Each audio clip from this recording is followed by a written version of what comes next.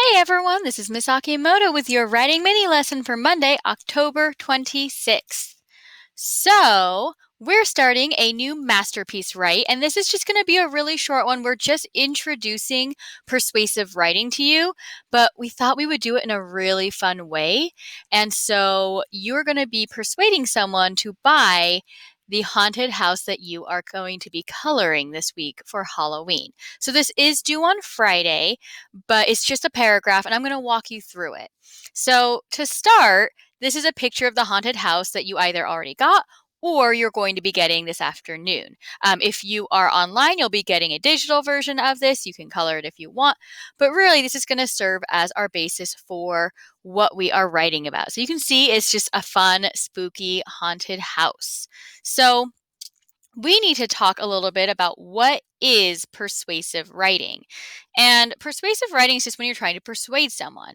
And persuading someone is when you try to convince someone that to think the way you think or to do something.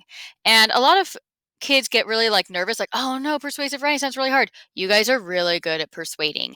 Every time you've wanted a certain PE game, or you want your parents to get you dessert, or you want that certain toy, you all know how to persuade. It's that, Mom, I've been so good today.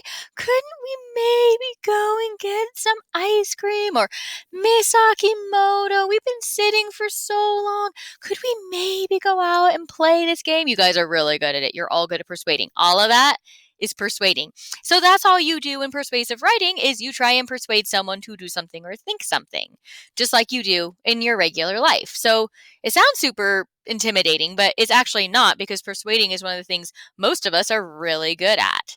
So, we're going to be talking about a certain style of persuasive writing this week because we're trying to sell a house and we're trying to sell a haunted house. So it's going to be silly. We're not expecting this to be like some super serious sales pitch. It's going to be funny. So start thinking right now of how to make this humorous. I want to laugh when I read this. It's going to be a lot of fun to write it.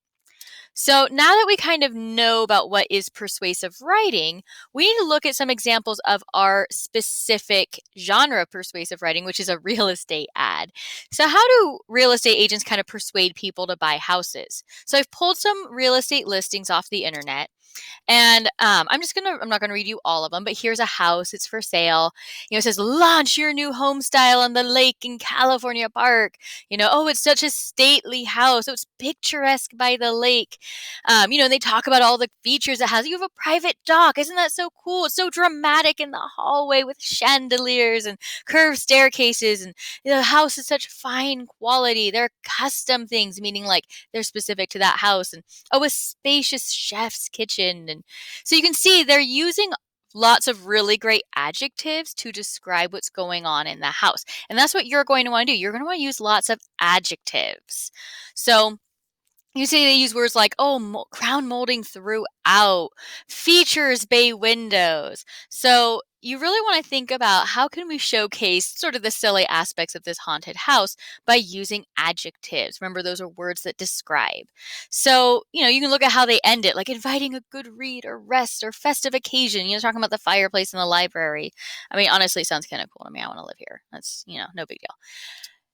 Here's another listing. Super cute. 2-bedroom house. Look how cute. They're like, oh, look how cute it is. Don't you want to live here? It's like, oh, it's moving condition.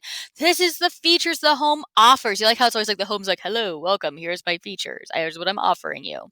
They use adjectives again. Beautiful. A pleasure to show.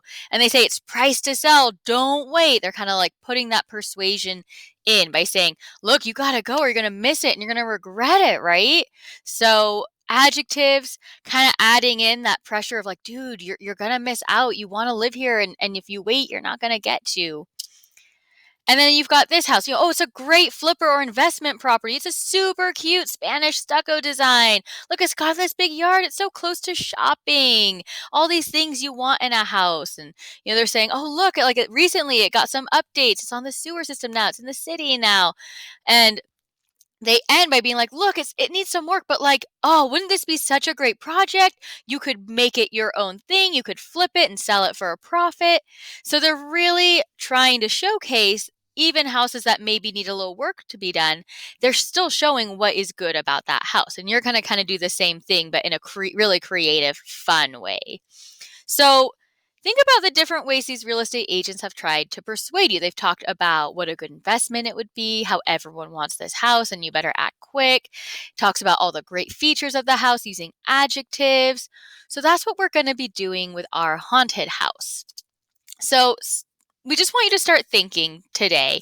First of all, like, how are you going to color your haunted house? Maybe that comes into it. Like, oh, have you ever wanted to live in a bright pink house? Maybe you colored it pink. So just think about, maybe, is there any way you're going to color your haunted house that could help you in selling it?